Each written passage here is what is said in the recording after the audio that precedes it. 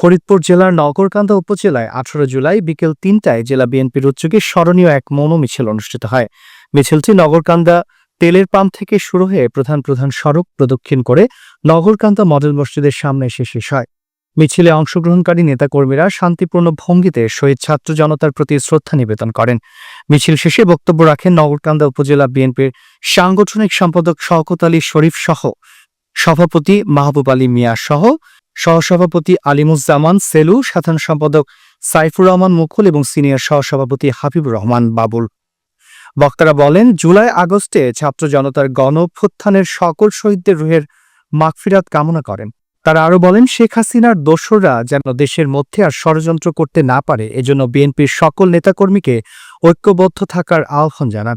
আলোচনা শেষে দোয়া মাহফিলের মাধ্যমে মৌন মিছিলের সমাপ্তি ঘোষণা করা হয়।